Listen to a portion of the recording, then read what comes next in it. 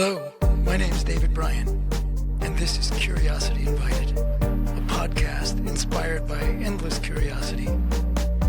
Tune in for an open-minded conversation about interesting and important things. Good. Well, hello, everybody. Welcome to Curiosity Invited. Once again, I'm David Bryan, and today I have the great pleasure of speaking with Brittany Friedman, Dr. Brittany Friedman. So Brittany, the occasion for us being here. Well, first of all, before we get to the book, would you say a little bit about who you are and what you do? And Yes, I'm a sociologist, and I'm at USC right now, the University of Southern California. And sociology is essentially the study of society and trying to understand social patterns. And for me, that's very fun because things that seem confusing or hidden, once you figure out the pattern like a puzzle, you can see it show up across, society. You might see it in your own family, amongst your friends. So that's what I do. And I wrote a book doing that and trying to there it understand. is. Yeah, here it is. This is my lucky copy. So I have never shown the lucky copy in this way. It usually just like sits up in a happy place. So yeah, I'm showing it here for everyone. But my book just does that, right? But in the realm of darkness in society. The title of the book is Carceral Apartheid: How Lies and White Supremacists Run Our Prisons. So I will talk a little bit about the book, but we might talk a lot about the book, but it isn't just about prisons, I take it. It isn't. So carceral apartheid is about how lies fundamentally shape our perception of reality, how the assigning of criminal labels and how basically demeaning entire populations of people has been a tool of governing and social control for, well into society's history, and using prisons as the case study. But the bigger point is, what social prison has been created for you on the outside. And that's what I want people to think about. This is about how a whole group of people or groups of people are treated, not just in using prison as the lens through which you are looking. So can I assume that what you're pointing at, or at least some of what you're pointing at, is people of color, Black people, and other people of color who have been sort of categorically demonized over the years? So what do you say to people when they say, well, but not all Black people are labeled bad, right? I mean, there's a large percentage of people, there's a large number of people, white people and Latino people in prisons, and unless the system is making a mistake, only the bad people go to prison, right? People who are accused of and convicted of crimes by juries of their peers, blah, blah, blah. And lots of responsible doctors, lawyers, Indian chiefs on the outside. So what do you mean by that? So what I mean by that is that, the very idea that our law enforcement, that our courts, and that our prison system are working to just put bad people away and to protect us is one of the biggest fundamental lies of our society. And so to show that, I actually take us back to the origins of America and our colonial origins, and show that carceral apartheid as a tool of division and decimation, it is our origin story. And what do I mean by carceral apartheid? Well, it is a governing strategy where you first use official tools such as laws, police, military, prisons to label people as being problematic, right? As we saw with the labeling of indigenous populations historically as, in air quotes, savages, it's a criminal label that was used to then remove them from their lands to violently push them onto reservations and to steal their children into boarding schools. And so I start there and show also you have the history of chattel slavery of enslaved people of African descent who were also indigenous to their homelands, were stolen and taken here, and then again labeled as being unhuman, as being naturally deviant and criminal. And then that's used to justify enslavement. It's used to justify anti-Black laws that lead to greater incarceration rates. And so this is a major tool of carceral apartheid. And all of this is done to control us through division and deception by assigning social labels. And then second, I show that there's this other underbelly of extra legal violence that, sometimes can be hidden and clandestine. And what do I mean by that? So Right. What do you mean often by that? it's like it's best to show it through examples. So let's take for instance another terrible point in the history of indigenous peoples in our country, where you have laws that are labeling indigenous people as being, quote, savages, needing to be removed violently and contained through different types of imprisonment. And then on top of that, you also have bands of white civilian vigilantes that are actually taking the law into their own hands in terms of trying to remove indigenous people further, and then partnering with law enforcement. So that is an example of what I describe as this extra legal arm of carceral apartheid that's really necessary in maintaining this domination and division. And you see the same thing against Black people in our country, right? So we were victims of, for example, the Klan being that extra legal arm of violence that is then often partnered with law enforcement or one and the same to achieve a similar end to our, indigenous communities as well. So that is how carceral apartheid is functioning, and why I argue that our nation has been built through carceral apartheid and continues in that way. So, okay, so you may have already answered it, but because I was about to say, well, so now we know what it is, but how did we get here? But it sounds like what you're saying is we started here. we didn't get here, we started here. Yes, it's the unfortunate reality that I am seeking to uncover and kind of lay it out with these multiple examples, right? To show that this is how we started.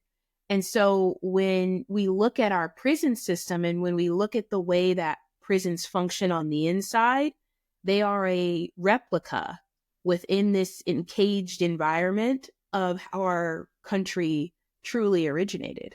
And it's why, No, go ahead. you Sorry, know, just my apologies.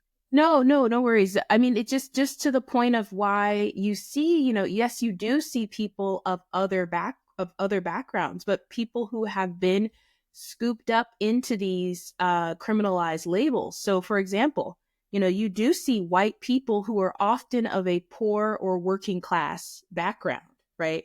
Because they too are more susceptible because of their class standing to a criminal label than someone who's white, who is middle class or who's upper middle class, who's more likely to be seen as, in need of saving. And a good example of this is the difference between a poor white person who is caught potentially having, drug paraphernalia versus a wealthier white person with drug paraphernalia. And you can see how it plays out in the carceral system, like how people are getting labeled differently. One needs help, one is a criminal in the eyes of the law. Right. Well, so you also talk about in your book, you also talk about, I don't remember what you call it, but, sort of genuine genuine white supremacists, right? People with the Nazi tattoos and proudly anti anything but white, and criminally anti anybody but white, and we all sort of, whether it's the reality, which we think it is, or the prison movies, right? I mean, there are Aryan gangs, there are white supremacist gangs, obviously outside of prison, but inside of prison as well. And you, are you saying that there's a hierarchy within prison? There are hierarchies that favor, prefer, offer more privileges to those people as opposed to people of color in prison who may be equally criminal or non-criminal. Right? I don't know what words to use that are not loaded. Right? Because some people in prison have done bad things, maybe many of them, and but that there's a well. Let me just ask you. Let me just ask you flat out. So how do those different groups get distributed and the hierarchized? Is that a word? Hierarchized within the prison system.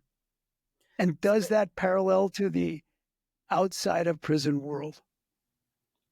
Yes, That was I a think lot of stuff, but you're smart, so you could take it. okay, David. Yes, it definitely does parallel the outside world. There is a hierarchy that I show that is fundamentally put forth first and foremost by the officers and by the way that the prison is organized through policies. And what I mean by that is that, there are official policies that are in place that produce racial segregation, meaning people are forced to choose their racial group upon entry into reception centers, and there's only a few different categories you could choose. There's a lot of great previous work that's been done on that. So instead of focusing on that, I focus more on what happens when you're actually in the prison and you're getting like assimilated into the culture. And I show that, officers play a big role in steering people to certain sides and then give What does that preferential mean? treatment.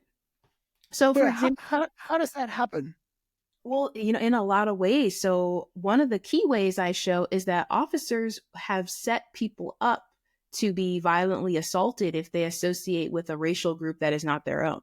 So, one of the main examples I show in chapter 3 of the book, called White Above All, is showing how a young man who he had a lot of friends of color, especially Black friends, when he was outside of prison.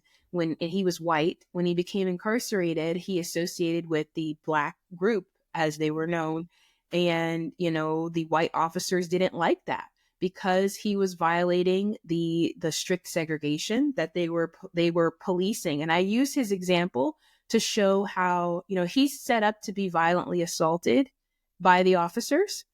And the officers set him up to be violently assaulted by other incarcerated people. And what's really telling of that is like the way that usually we perceive, incarcerated people as being like who you should be afraid of when you're incarcerated. But I'm showing how officers have almost like a puppet hand, very strong role in maintaining this division amongst people and in maintaining violence amongst racial groups through this division. And why would they do that? I mean, other than, are they full on bigots and don't want people from this race associating with people from another, or does it help them, quote, control the thing? So Yeah, what's the both. motivation for that? It's both. So one, I show examples of officers who just are outright, white supremacists. The ones I show are white supremacists, but they're very vocal in their support of the white group that self-identifies as Nazis that later becomes the Aryan Brotherhood, and kind of see them as like allies in this race war that the officers, as I show historically, actually started and started fueling. Um, Second, there's a huge kind of fear that begins brewing, especially in California prisons in the 1950s, amongst prison officials and correctional officers about the civil rights movement. So it's a similar fear that we see on the outside with J. Edgar Hoover, the FBI, and many local and state police departments had this fear too about, kind of like Black insurrectionists, as they saw it, taking over and trying to defend and liberate Black people. And so, this is what I'm tracing in this history is this similar, again, an example of prisons being a microcosm of society. And this phenomenon is happening. And so officers are like, the Nazis over there, they're looking pretty good to us right now, because if we want to take out one of these Black leaders that we think are problematic or have the ability to unite Black people in the prison version of the civil rights movement, we're going to tap one of them. Because if they commit a violent act, one, it serves the purpose of initiating a race war, which is useful because it keeps incarcerated people fighting each other. And then two, it serves the other purpose of taking out the person they want to take out. So it has, as a, like, politically, I'm a political sociologist, as well by training. And politically, I would argue that it serves it's like a functional argument, right? It's a racist perception of the world, and it's also very functional, and it serves, it's a means to an end. And the end simply being, well, at least within prisons, the end simply being control. Mm-hmm. Yeah. Exactly. Right. Well, I imagine people, forget what I imagine. What's the response? What do you find that the response to what you're saying is? We don't have to imagine it because you actually have a real experience. So. Yes, I love this question. So I have, I don't yet have all of my notes collected on this, but, as sociologists, we observe, right, for a living. We observe people, whether historically or in present. And so something I've observed so far is when I'm giving talks, people, it's like demographically, there's a difference in how people react.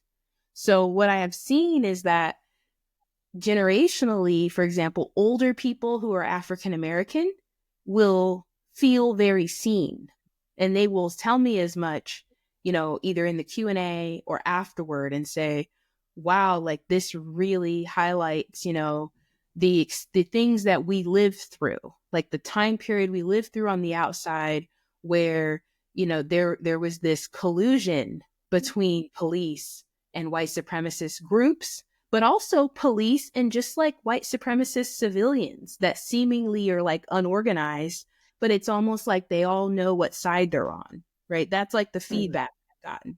And then from younger people who are African American, the feedback, I've actually gotten something similar. Because if I'm a millennial, and if our generation, and I would say the younger generation too, have been very active in the formulation of Black Lives Matter. And so I think, especially my generation of millennials and older millennials feel seen too, because they're like, yeah, this is what we lived. For example, in 2020, when we're protesting the murder of George Floyd and we see police officers and Proud Boys like fist bumping, and we're like, they're in on it. Like they're collectively trying to suppress our protest against this system that I term carceral apartheid. And then, for people who are of other racial backgrounds, I feel like people also respond in terms of being seen. I've had people who are, the children of migrants, and will say, yes, like this labeling and this process of removing people and dividing people, it affects our communities. And we see that now, especially, right, with the rhetoric that Trump is using and labeling entire populations and then starting to even ship people off to Guantanamo. So I get really great responses from people, people that identify as white from a variety of generations. I have people in the younger generation saying like, it's really great to have this history lesson to see that what we're seeing and how we're allies to other communities, like how this is a historical through line. And I appreciate that, because I do believe that there's truly nothing new under the sun, like when you study history. And I came into sociology from the discipline of history, so that also changes the way I see what's happening now. And then people of an older generation, I think similar. It just depends on where they were, where they were in history. People who consider themselves old school hippies, they're like, yeah, this is what happened to us, or like this is what happened to like our groups, like Or, that were or this is what we saw. this is what we saw, or this is This what is we've been absolutely what we saw. protesting, and then people who were on the other side. I've had great conversations with people who do not necessarily agree with everything that I say, but they do see, like, they see some key points, and they understand what I'm talking about when I say things such as, how lies are really fundamental to maintaining like this system of control, and how, labeling people is a tool of control. And I think for some people, it's the first time they really thought about it. And then they can even see in their own lives, like, oh, like, are there times where I've been labeled and then ostracized or like removed and like that? So I feel like across, the whole spectrum, people are overwhelmingly responding positively. And because I'm also the type of person, I don't need people to agree with me. So like if someone says they don't agree, I'm like, cool, tell me why. Like I want to Mm-hmm. know. I'm curious. I'm a sociologist. Well, it's also ironic that people would, I don't agree with that. What is it? What is it about that they don't agree with? Do you have a sense, like the decks are not stacked? People don't have their thumb on the scale. What are they saying in particular? I don't mean So their names, but yeah, I know. I'm like, well, I'm just kidding. So, I think when people are saying, I don't agree with that, that is that it can be difficult to hear that. I think for some people, there's still a fragility, is the way I would describe it, of like, if you say, that certain racial groups have like collectively participated in a system that is responsible for like atrocities, mm, it is a difficult, I think, reckoning. And it's hard for people to separate it out. yeah, Versus, and it's hard for people to say, like, because if you say it exists, then the first question is, oh my gosh, well, where am I like, right, participating in the system, and how am I guilty, if you will, of like, yeah. of, Well, I think that's you know may, I don't know if the other side, maybe they are. I was about to say I don't know if the other side is whatever counts as the other side is that smart, but but so much of our training is to see ourselves as individuals, which of course we are.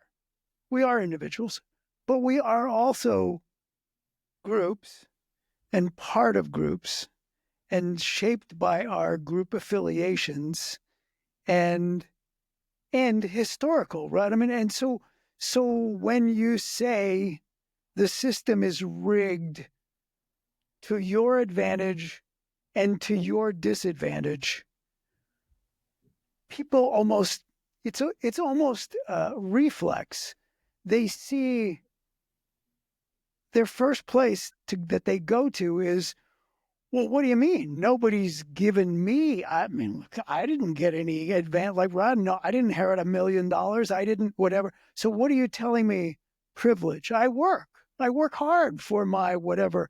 And it's hard for people to see themselves as, yes, you individually may be disadvantaged in all sorts of ways, but you are as a group, and you are historically advantaged in different ways. And it's a really tricky thing that people struggle with, that I think a lot of people struggle recognizing that there's a, historical reality, there's an individual reality, there's a psychological reality, and there's a sociological group reality that are all valid, are all functioning, are all at work, and people don't want to feel guilty, right? It's like, well, I didn't do it. They didn't. No. Of course, yes, you're a good person. Good for you. And there are all these experiences that you had as an individual that were shaped in part by things that came before, and the group, and all of the things that people have been taught about different groups, and that's there too. And I think people, their heads spin when that goes on, and they don't know how to deal with that. And I think that is the fragility. It's like, what do you mean, right? What do you mean? Why are you calling me that? So Yes. I think that that was a you said long. it It was a perfectly. long. No, Sorry. I just no, you said it perfectly. I I got think that was excited. perfect. I do. I think that's a great way to put it, because it shows that, this fragility is really it's a defensiveness. It's a defensiveness, and it's because that's often rooted in fear. And I think that if we look at our society and we look at, potential timelines of where we could go, there's always the fear-based one. And the fear-based one is it's one of defensiveness, it's one of control, it's one of lies. Like, those are everything, in my opinion, that is rooted in, that is of a darker nature, in terms of it is not trying to uplift people and humanity. It's Mhm. grounded in fear, and fear of the other, fear of confronting yourself, fear of confronting maybe the actions of ancestors or the actions of a collective group. I think that that's where it comes from. And, I have found, when I'm teaching sociology and teaching, like, basically how do we understand people, that one of the best tools is having students do an autoethnography. And what I mean by this is, ethnography is, the wonderful study of observing people and observing in real time. And like a classic, ethnography you can teach students to do would be to, like, go sit at a mall or go sit in a Mhm. Starbucks and, like, take notes about everything you see. But in autoethnography too, it can help people be more self-reflective, and that helps you to, push away this fear of the unknown, or like of feeling this guilt or shame at being Mhm. called out. Because it's like, if you're doing the ethnography, you're like doing the shadow uncovering of how society works. And I think students, and I think everyday people can do that. One tool people can do is just go out into the world and bring a little notebook with you and make note of how you feel like you're being perceived, and who's around, what's happening. And you will notice that there are differences. And also take note of other people. Like, if you walk into a room and people smile at you and they greet you, and you see someone else walk in, and maybe that person is dressed in a way that they're easily recognized as being unhoused. Maybe they're coming in and they're dressed in a way where it looks like they may not have that much money, or all these different attributes you can take note of that you're observing. Mhm. Pay attention, and then you'll see how, saying that someone has a privilege, it doesn't mean you're not working hard, or we're not saying you're a bad person. It's saying that there are particular markers in society that grant you a pass, really. Like, it allows you to, like, move up, just the same way as you can say, if you're dressed a certain way. Like, I've done this for myself as, like, a personal test, because I think it's interesting. I'll go into, like, a public place dressed one way, like dressed really fancy, completely different experience than if I Mhm. go and I'm dressed like, in my basically, like, my mom clothes, like my when I'm running after my small children.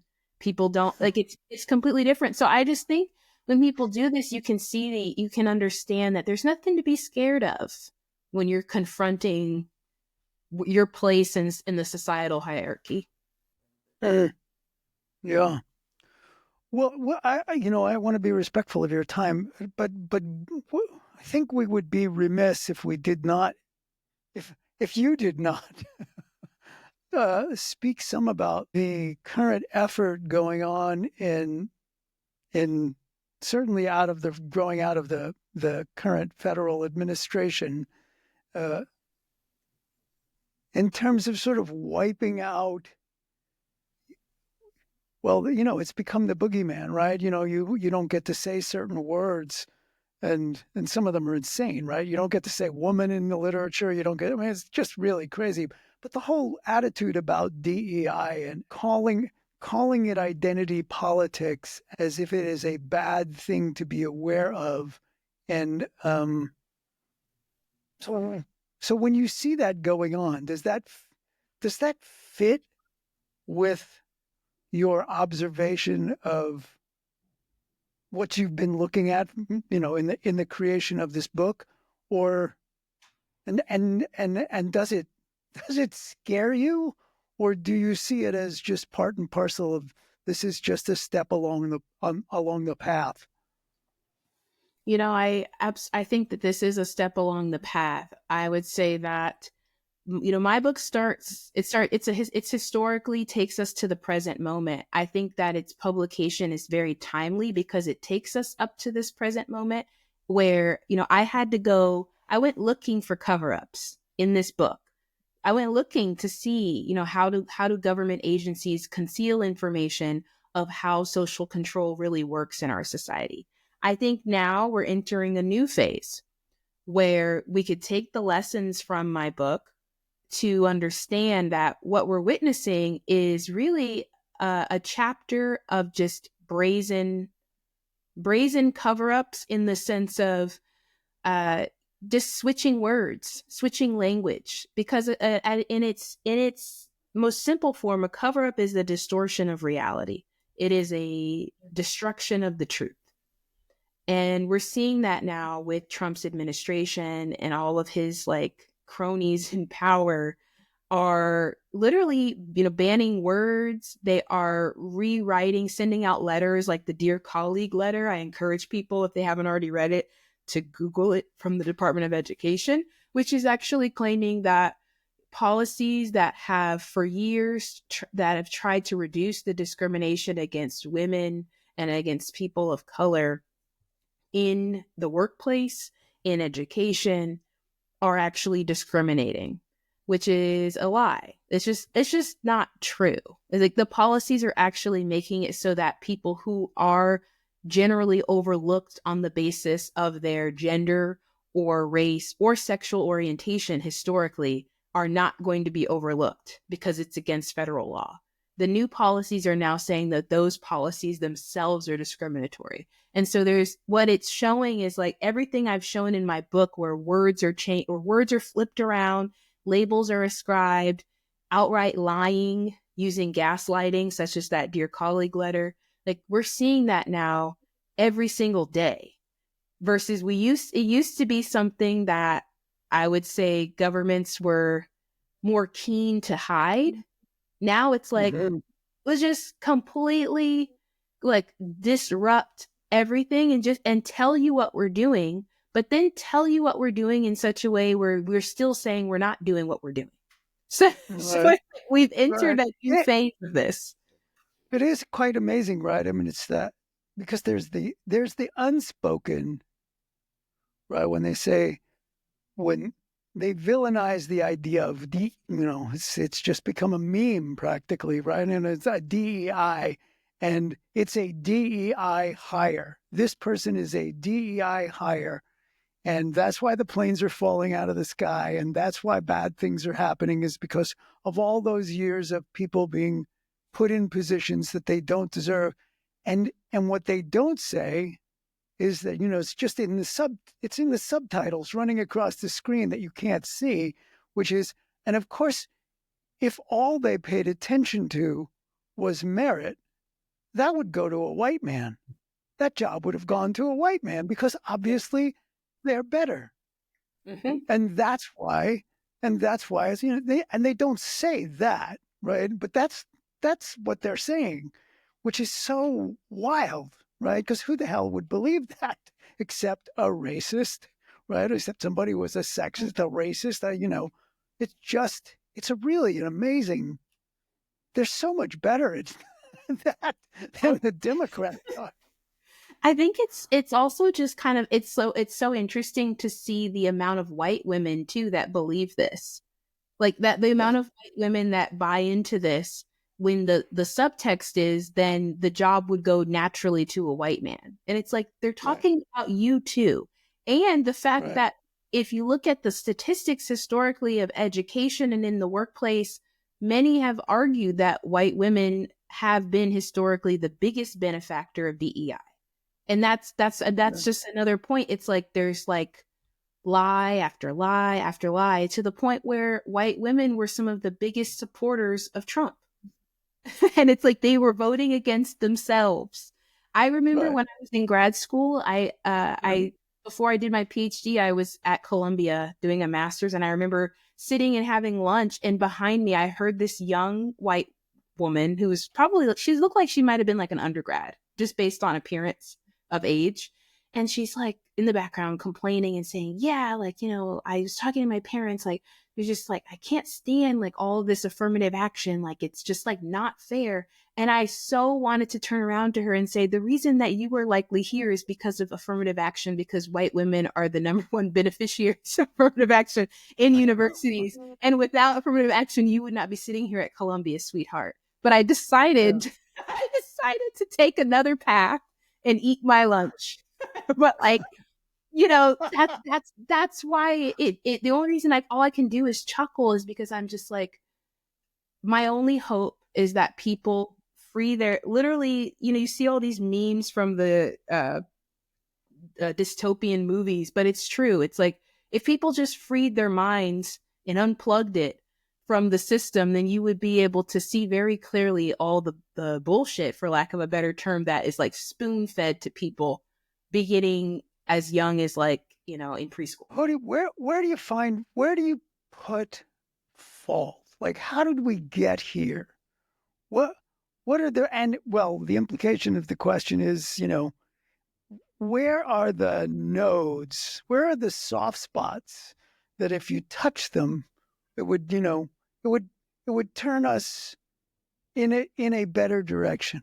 Where are those? I think that you're right in the sense of education is a powerful tool. It's one of the most powerful tools. It's why since our country's inception, we have seen the biggest political battlegrounds have been around education.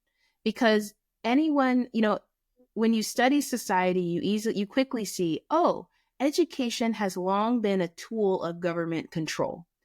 If Sure. however educate, yes, exactly. It's like it's very overt. It's like it's something that is not even a new thing to say. Like historians, people who study education have been saying this, sociologists, like everybody, journalists. It is a tool of control. It is why, our country took indigenous children from their homes, put them in government schools or put them in religious Right. schools. It is why education was banned amongst enslaved populations in our country. And it's why now we see all these battles over control over DEI in education, control over what can be read, what point of view of history. And so I think that is where we people should be putting their energy. Like if you're going to fight for something, you need to fight for the education of your children. You need to fight so that your children, no matter what age they are not being given curriculums and are not being forced to, teachers are not being forced, and professors, especially in professors in schools that are not private schools, are not being forced to teach in an untruth way, like teaching in ways that are revolving around white men's fragile egos and the need to design our education system has been historically designed by white men and also white women, but at its origin, white men. And so that's just like a fact. And it's like if you want to disrupt that, I mean, that's what I would argue. That's where we have to put our attention is schools. Just like that's where the government's trying to maintain its most control. It's because it's the most effective way to indoctrinate a population is through its Yeah. schools. Well, it's ironic though that the Department of Education may not be here, and there's all the sort of nationwide push. I mean, right here, it's a big issue in Wyoming here. It's right, vouchers. They're about this far away from taking from having the money associated with the kids and well the refrain and it's not crazy. It's when you hear um, right-leaning parents say parents should be able to shape the education of their children. And so we should be able to choose what our kids are going to learn, what our kids are going to read. And, it doesn't on its face sound like a crazy thing that Mhm. parents would say because it's their kids. And on the other hand, it's this effort to destroy a community of a certain sort, to not have kind of common understandings or at least common background. And I mean, I having been in education for 40 years, the idea that parents shouldn't actually be able to decide what their kids learn or not learn. And that's the right. I mean, it doesn't mean that they have to accept it, but parents can still, when the kids go home and talk about it, parents can still be influential in all of those different ways. But it usually means I don't want my child exposed to, and then there's the list, all these things, right? Which I don't want my child because I don't like those things, and and and it's there. It's and you're right. It's that place where they know, they know if we can just control this, if I can just control this and stop them from sullying my child's mind. Where do your kids go to school? So we're in California and, it is, I feel like my family, we're lucky in my opinion, in the sense of that, like, my kids go to a school that, it is very diverse in a lot of ways. And that makes me so happy because I just feel like they are, they're able to have so many different experiences. We meet other families that are diverse along like in a number of ways, right? Not just like race, ethnicity, religion. In terms of language, there's a lot of children Mm-hmm. in families in their school that speak that English may or may not be their first language, and so we have a strong ESL program. And I Mm-hmm. think that my children, because of that, and the other kids in the school, like, they will be more prepared to go out into a world and really see the humanity in everyone, versus children that are very isolated and that are taught to fear other groups of people will continue that pattern of their parents of going out into the world spreading fear and spreading division, versus going out and saying, no matter where you come from, what language you speak, or your religion or your race, like, or your gender or sexual orientation, like, you're a human being and you deserve freedom. That's what I believe. And I think that you're going to see freedom as a principle that people really adhere to in more diverse environments. It's just proven, like, sociologically, that more environments that are more like walled off and enclosed, they become these echo chambers where it's easier for someone to like rise to the top, almost like a cult leader. And then it's like, dun dun dun, Trump. Like, it's easier for, like, it's just easier when you're in an echo chamber for somebody to seize power and become, like, the savior of that isolated way of thinking. And that's the chapter that we're in currently. But, I have If hope. people listening to this might say that we're suffering from Trump derangement syndrome. I think So a lot of people are drinking the Trump Kool-Aid and well, that's and for and, sure. and and basically regurgitating it almost word for word. And that's how you know that there is a like a mass programming, because if you look historically, when you have like the rise of this authoritarian spokesperson for a very like walled off, closed way of thinking, you typically the followers of that person, they are like following a script when they're talking, to the point where it's like you're just like they can't even see you, they can't hear you, they can't see you because they are in fully cloaked in. Well, so let me ask you this: what else is important for us to speak about? No, I take that back. There's lots of things important to speak about, but if 10 minutes from now, you think back, you go, and what will you go like? Oh my God, I can't believe we didn't say. Is there something that needs to be said? I mean, I think the last thing that I need to say really is just I hope that people don't don't lose hope. Actually, that's something I want to say, because Mm. as someone who has felt like I'm losing hope sometimes over the years because of these very things, I realized, like, that's a time to kind of step back, reground, go in community, and just like allow myself to, like, get it back together. Might need some alone time so then I can go back out there and keep doing the work that I do.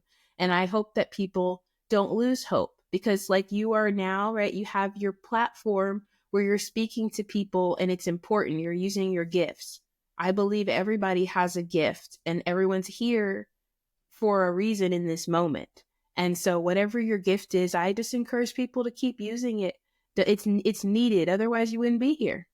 You were born at this time because we needed you here. So that's what I would like people to leave with. We need you here. You're here for a reason. So, and everyone has a gift. And I hope it's the right reason.